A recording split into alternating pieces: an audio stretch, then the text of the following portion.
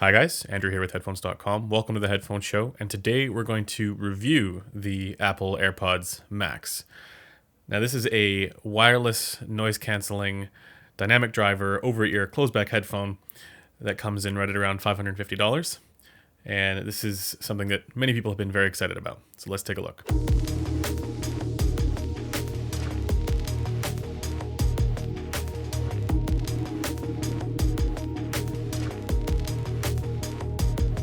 All right, so with the Apple Airpods Max, I'm going to be doing things a little bit differently in this video than I normally do, in part because this is a pretty unique product to evaluate. But if you guys are just curious about the frequency response and the measurements of this, I will have posted those already on the Headphone Community Forum. So if you guys want to deep dive and get more information on this headphone, definitely check out that link. I do also have to go through some of my disclaimers here. This is, of course, a Apple product, meaning that this is going to work with the Apple ecosystem, and I am not normally within that ecosystem. That's not normally the way that I use technology. Now, I said this before, it's fine if you use Apple. I don't really care about that debate. But for this video, for this review specifically, I've been evaluating the AirPods Max with an iPhone 11 Max, and I've also been using a MacBook Air, fairly recent MacBook Air here. So for anybody concerned about the platforms and all that stuff, I've basically ecosystemed up for this evaluation and spent the majority of my time listening on those devices. So let's begin with the evaluation. And right out of the gate, I got to say that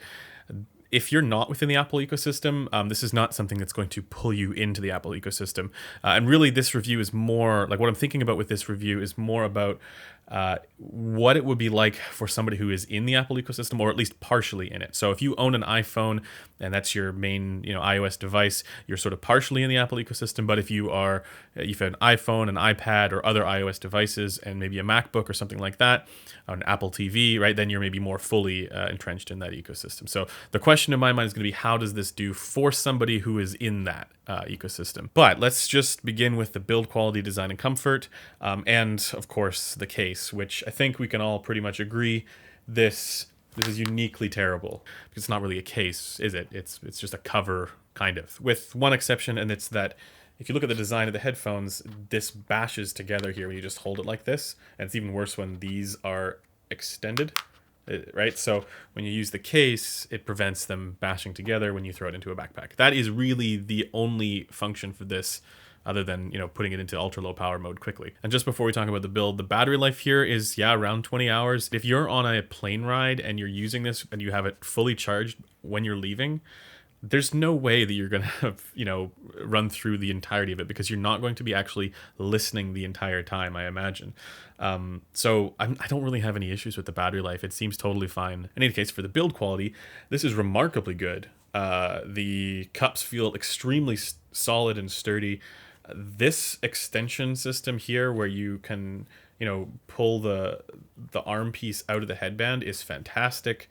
Even the spring-loaded kind of action for the cups feels great. I think there are some valid concerns about the comfort and this style for the comfort, but it feels great to use, and it just sort of pops back when it's not actually on your head, right? So it gets top marks from me for build quality, with the one exception that the headband, this mesh fabric material here, feels particularly flimsy, and maybe they'll be able to replace this or something, I'm not sure, but that is probably the weakest point. And then the ear pads are removable and in theory replaceable. They do sell separate pads if you want to. Yes, they're expensive, but anybody who's used to the high-end audiophile headphones and pad replacements, it's not really all that different there either. For the buttons that you do get, this is your noise cancelling on and off button. To me, it sounds like there's more information from the ambient mode here. Now, I have to say that, like, for whatever reason, that seems to be like a huge marketing thing, and I've never really understood the need for that to be excellent. I was recently evaluating the PXE 550 Mark II from Sennheiser. This does it better for letting all the sound in. It's just I don't know if that matters. Maybe it matters to you, but for me, it's not something that I really care that much about. Lastly, you get the volume dial here, which is kind of cool. But regardless, let's talk about comfort. Let me just put it on and show you guys what it looks like when I wear it. All right.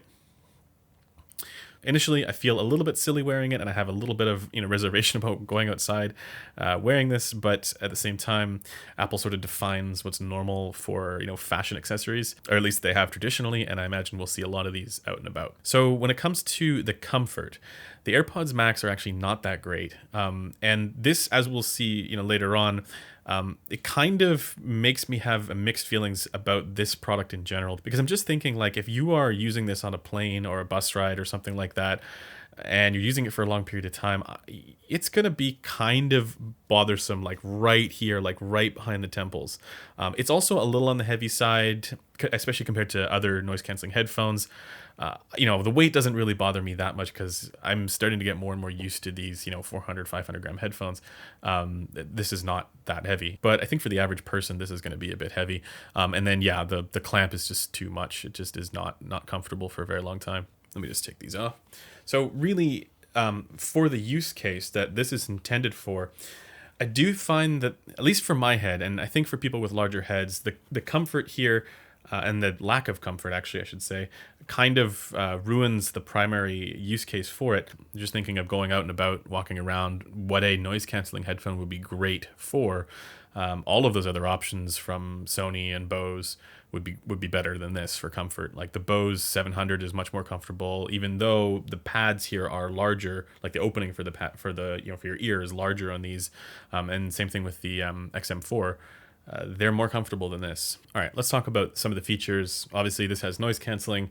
How is the noise canceling quality? Well, it's a bit of a mixed bag, to be honest. The lower frequency attenuation on the AirPods Max is excellent and is right up there with the very best of them. Where this loses out a little bit compared to the Bose 700, surprisingly, is that the Bose 700 does a better job of higher frequency attenuation. But the other thing about this is that the noise canceling on this, it seems to change depending on the environment that you're in. So if I'm sitting in my environment right now, all I really have going on is a computer fan.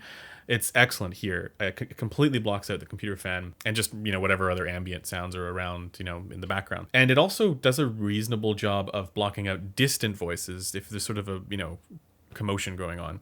But when I took this out for a walk, just around the block here out, on the street, if there's a car horn or something like that, you notice that. And then it was also a little bit inconsistent for how much it attenuated it. At least that's kind of what it seemed like. And if I contrast this to the experience of using the Bose 700 and the XM4 in those environments, they didn't have that same inconsistency. So I think maybe this is something that in future firmware or something they can improve with the AirPods Max, because the amount of noise that this can cancel is actually quite good.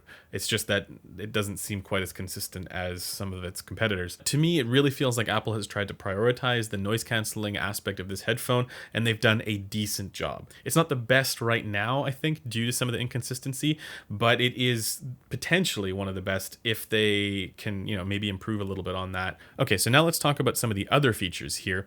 And in my opinion, Apple is actually doing something somewhat unique and innovative here. So let's kind of get into that a little bit. And the idea here is that it's supposed to be kind of like this smart aspect to the headphones that can recognize, the environment that you're in and how it's being used and make sure that you get the best experience. The adaptive EQ isn't actually something that you change. It's not actually like a traditional EQ in any sense. Really, what it's there for is to ensure that there's a consistent experience, regardless of whether or not you get the perfect coupling to the side of the head. So what happens is if you have glasses that have like the thick arm or something like that and that break the seal on the headphones when you're wearing them, it'll compensate for that seal imperfection and boost the bass accordingly. Now in my testing, it didn't perfectly match the frequency response that the headphone normally ends up having when it did break the seal, but you could definitely tell that there was some sort of compensation going on there. So at the very least, that's a really cool idea. My thinking here is that at the very least, there's an attempt with this headphone to solve one of the problems that us as reviewers end up dealing with a lot, and it's that people have different impressions of things, in part because the coupling is different for the headphones on their head. So they might hear it differently because they're getting a different seal.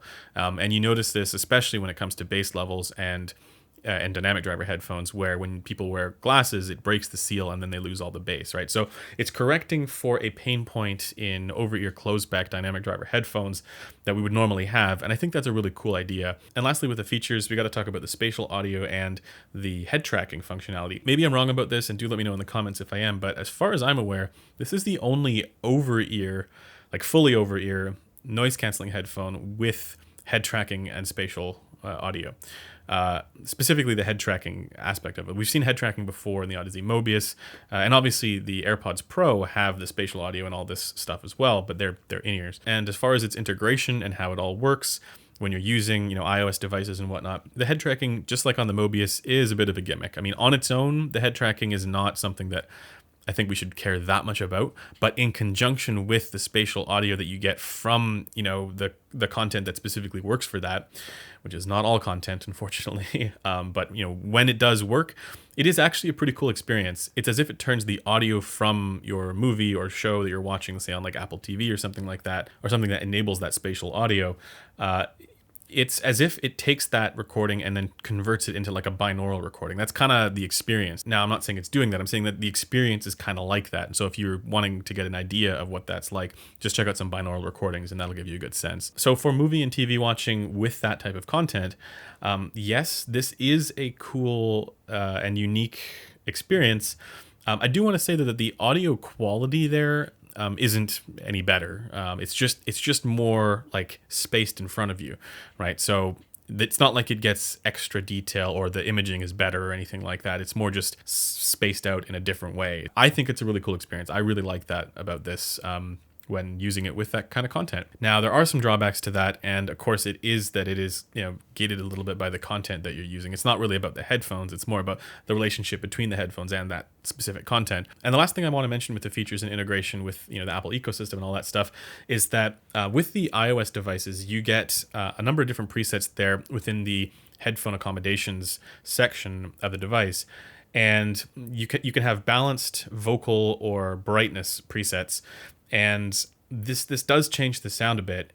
In particular, the vocal preset boosts the mid-range somewhere between 2 and 4K by about 2 to 3 dB at least. I was able to actually measure this, but it took forever to do. But it is the more, ironically, balanced sound with the vocal preset. And the brightness one, I didn't really like it all that much. It sort of just boosted the upper ranges a little bit too much. But the reason why I wanted to bring this up is the real bummer here, the real downside with this is that when you have those presets enabled, so, the vocal or the brightness presets, it doesn't retain those presets when you're switching to Mac OS. Now, to describe that a little bit better, you're able to pair this to multiple different devices within the Apple ecosystem at the same time, right? So I can run it off of the iPhone here, and then I can pair it to the MacBook at the same time. And when I'm switching between different types of content between the two, say I have a movie running on the phone and then I switch to on the laptop, it switches it seamlessly. But every time that it switches to the other device, it disconnects from the previous device. Now, again, this is something that could be fixed with a patch or something like that. But this is a different way of doing it from the way that the XM4 works, where it actually stays connected simultaneously to multiple devices and retains its EQ profile. That is probably the biggest downside if you are a content creator or somebody who is looking to use this with more of a sort of prosumer angle, where you need the kind of reference sound that one of those presets might give you. You're not going to be able to use that with the macOS device, which in my mind, I think that should be a requirement for these types of headphones, because Sony and Bose were able to do it, right? So I don't see why Apple can't do it either. Okay, now with all of that out of the way, how does the AirPods Max sound? How do the AirPods Max sound? You know what I mean. So for anybody who's coming to this video and you're not used to an evaluation of a headphone sound from like, the high-end kind of wired headphones, and maybe you're a little bit more used to this, I'm going to try and explain that a little bit. Sound quality is typically evaluated in two different categories. The first category is the headphone's tuning and the frequency response and the tonal balance, so bass, mids, treble, and then we can kind of focus in on that a little bit and look at, the various different frequency ranges and how the relationship is for fundamental and harmonic overtones and stuff like that. And the way we evaluate this is we look at the headphone's frequency response in relation to a target curve. And it doesn't have to match the target curve, but you generally want it to be kind of in the ballpark. And then you can also evaluate for, again, that relationship between fundamental and harmonic. So all of that is the headphone's tonal balance. The other category that we evaluate headphones in terms of is its what we might call technical performance. And that is the detail retrieval, the dynamics, the slam, the soundstage, the imaging, the layering, separation, all of that stuff. And if you're totally thrown off by these terms, I like to shamelessly steal a friend's analogy here. If you're looking through a window as seen, you can see all the details in the scene, but how clear the window is, how transparent the window is going to determine how easy or difficult it is to make out all the details in the scene. And then you can also have, the window be tinted with a certain color and whatnot. And this can also affect that as well, but that's where the tuning aspect comes in. Now, of course, that's a visual analogy. It's a different experience with sound, but you get the idea. Really important for me is how good the instrument separation is, being able to isolate all the individual instrument lines, and you can precisely identify every little piece of the music. That's better than if things just sort of blend together and you get kind of like a wall of sound. So with these two categories in mind, how does the AirPods Max sound? Let's start with the frequency response and tonal balance first. So I'm throwing the graph up on the screen here, and what we're looking at here is, once again, how this headphone deviates from the target, or how it adheres to the target. And if this is totally new to you guys, I've done a whole video on how to read this stuff, how to make sense of it, which I highly encourage everybody to watch if you haven't already. But basically what we want here is the teal line, which is the AirPods Max frequency response, to roughly match the dotted line here. It doesn't need to match it perfectly, but something kind of like that is desirable. And again, this is a raw graph. This is not a compensated measurement. A compensated measurement, we would want it to look more like a flat line. Typically, we'll use a target like the dotted line you see here as the target curve that then gets normalized to a flat line. When I first listened to this headphone, I thought to myself, this is bass boosted a little too much. But after listening for a longer period of time, I've kind of come around on that. I think the bass tuning here is its best aspect. This is one of the more intelligently tuned bass responses, in particular within this type of headphone. Again, consumer-focused, feature-rich, noise-canceling headphone. And even just contrasting this with the Sony XM4, the bass on the AirPods Max is far better. Like, I can't even put into words how much better the bass response is on the AirPods Max than the Sony XM4s, at least for the default tuning there. You can obviously change it with EQ a little bit, but straight out of the box with the default tuning, there's no contest here. The AirPods Max's bass is so much more well controlled. In particular, what characterizes good sounding bass, distinct, satisfying bass, is where the shelf comes down. And on the AirPods Max, most of the bass boost, or the swollen bass response, is in the sub bass. And that is fantastic. That's exactly how to do a bass boost. Now, it could have been a more distinct bass shelf, sure, but in my opinion, this is all totally fine. Like, yes, it is boosted. It does intrude a little bit at times, but because of where the bass boost is, and importantly, where the bass comes back down, this is why I say this is a really intelligently done consumer-focused tuning. And as I'll describe a little bit later on, I think this bass tuning was essential for this headphone specifically. Now, moving into the mids, things are mostly okay up until around like 900 hertz 1K. And this is where the problems start to show up with this headphone.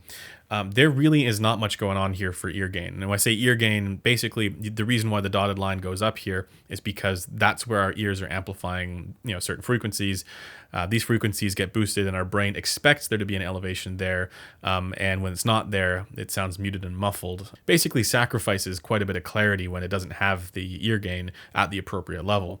And actually, this target is fairly safe there as well. Now, in this case, because there's a little bit of a bloom there at around 1K, 900 hertz, this does have the effect of sounding a little bit muffled and veiled there in the mids, and really it should have had a little bit more presence. So it does lose out a little bit on clarity there. But at the same time, when you use the vocal preset in the iOS device under headphone accommodation, it does boost this range by, again, about 2-3 dB, probably even more. But regardless, this being subdued here with this default tuning, it's not ideal, and you do lose clarity, but at the same time, it's not that bad. So the overall balance is not terrible here. It's not as good as it could be. And then when we get into the treble frequencies, so like 5K and up, there start to be some more problems here as well. My first impressions of this, I actually thought that the treble was handled reasonably well, but it just goes to show that you got to listen to more tracks to really be able to get a sense of it. You got to listen for quite a while to probably be able to figure out how good or bad something is. And I got to say, I'm not a fan of the treble of this. There is this emphasis to 10, 11K, the air frequencies above the rest of the treble, and it has this weird kind of shimmering character to it that, yeah, it just doesn't really sound all that natural. And I think other people have described this as sibilant. It could potentially influence the way that consonants come across and be a bit, sharp there. But I didn't find this to be particularly aggressive for S's, F's, and T's, the way that certain headphones like the DT1990 Pro from Beyerdynamic are. It was more so that it was that the upper edge of those tones was just boosted. And then on some recordings, that could come across a little bit fatiguing. Obviously, you see a peak there at 6.5K. Again, that definitely is audible, but it's not as bad as what I think is going on above that at around 11K. I do just want to also note here that while this is the most consistent measurement that I got with the strong clamp force, meaning that the adaptive EQ wasn't having to do all that much to compensate for anything, I did have some measurements that showed a much stronger peak there at around 9K. Now, normally you want there to be a dip at 9K because that's where the concha interaction is. That's where one part of the ear is actually having a certain kind of interaction or feature going on with certain frequencies. But it's also worth noting that this can show up at different spots. And for some of the measurements, yeah, it showed up as a peak there. And if you are somebody for where this peak shows up, maybe that has an influence. But also, really, there should be a lot more agreement for how we hear things. So it's unclear to me what's going on with the 9K peak, why it shows up sometimes and why it doesn't. For me, perceptively, I don't really hear it that bad. But the 6K peak and the 11K peak are definitely present for me. So imagine that you would normalize this for ear gain a little bit higher. And then, yeah, the distance between what's going on with the air frequencies and all the information before that is quite dramatic. And so that this sort of shimmery kind of glistening character comes through. So overall, not my favorite treble response. But the reason why I say that, this type of tuning is totally fine for this kind of headphone is because the technical performance here is really quite average. And so if the tuning didn't have the bass elevation, especially in the sub bass that it does, then it wouldn't really be all that fun to listen to. And let's get into the technical performance next. So once again, for technical performance, we're talking about detail retrieval, how clear the image is, how well it's able to stay controlled within busy passages, how precise the imaging is, how good the separation is for all your instrument tones, being able to isolate all the individual instrument lines. For that, the AirPods Max is particularly average. And I don't just mean average in the sense of compared to wired headphones at the $550 price mark. So let's start with detail retrieval. The mids on this are very hazy and grainy. And again, if this sounds super foreign to you, if you're never used to listening to a high-end headphone or a wired headphone like the Sennheiser HD6XX or 560S or something like that, you might not really be bothered by that. But for me, I found that the mids were, just average. They were about on par with the Sony XM4 and, definitely a step behind that of the Sennheiser PXC 550 Mark II. I think also the Bose 700 was a little better in the mids as well. Now, obviously that's helped by its tuning, but I found that actually the biggest drawback here isn't so much the like immediate sense of detail and clarity. The drawback is more along the lines of what many, traditional audiophiles have called microdynamics, or small gradations of volume, or micro detail. So to kind of simplify that a little bit, for big sounds the detail's there on this, but for small sounds it's not quite. And you really start to notice this with piano trails, so the ending resonance of a piano tone. It's more just dominated by the primary tone there, and the smaller, finer little nuances of it just aren't really there. And to use another analogy, if you have a color spectrum with different shades of blue that you're looking at, you can recognize it as blue, but the more shades there are, the more gradual the gradient is. And that's kind of what I'm noticing here. It's kind of like there are fewer shades in the gradient. Again, not uncommon for these wireless noise canceling headphones, but not really all that much better than any of the other ones, and certainly worse than the Sennheiser PXC 550 Mark II at that specific quality. It's better than the QC35 too, but it's not, which I also have here, but it's not any better than the Sennheiser, and it's not any better than the Bose 700. Now, thankfully, for anybody who might be trying this for the first time, you're probably going to be blown away with how punchy this headphone is. It's got quite good sense of impact, and so in that sense, it's actually quite engaging. It's quite engaging to listen to, and this is one of the things that I really appreciate, especially at first listen. You start listening to more upbeat genres and upbeat tracks, and it's really fun in that sense. And I'll also say that this is better on the AirPods Max than it is on every other noise canceling headphone that I've tried. So if that punchy quality is a real requirement for you, then yeah, this is going to be a lot of fun. But I do want to caveat that a little bit, and say that, when I was listening to tracks that didn't fully token the sub bass frequencies, like classic rock and stuff like that, it kind of lost that quality. And so it makes me think that in part that the sense of that, or the perception of that punch and slam, is more so due to the elevated sub bass response than the actual physical excursive quality of the driver. Which, if anybody's wondering, yeah, you can get that even without having bass boosted headphones. Like the Focal, Utopia, and the Clear are very punchy headphones, and they are not bass boosted at all. So yeah, if you want that sort of physicality and tactility, it's there in this, but only in the sub bass. But still better than other noise canceling headphones in that sense. Now, for soundstage and imaging, the overall sense of space is maybe a little bit above average for a closed back headphone, or about on par, but it's also quite a bit better than that of the PXC 550 Mark II. So par for the course as far as soundstage is concerned. But unfortunately, the imaging on this headphone is really not good. Like, the image precision and separation the whole thing just sort of mushes together. Like the Bose 700 does this better. Also not great. None of them are really all that great for sound quality. And for this specifically, it was pretty noticeable on the AirPods Max, more so than the Bose 700, and definitely more so than on the Sennheiser PXC 550 Mark II, which also has its own issues. So, I might be saying that the Sennheiser does better in some of these categories, but really that wouldn't be my pick. For me, this falls somewhere in the middle of the pack for technical performance on noise canceling headphones. It's better than some. I think this is better than the XM4 for certain things, but it's worse than others. Like it's worse, for detail than the PXC 550 Mark II. And really, I think it trades blows with the Bose 700 on a number of different categories.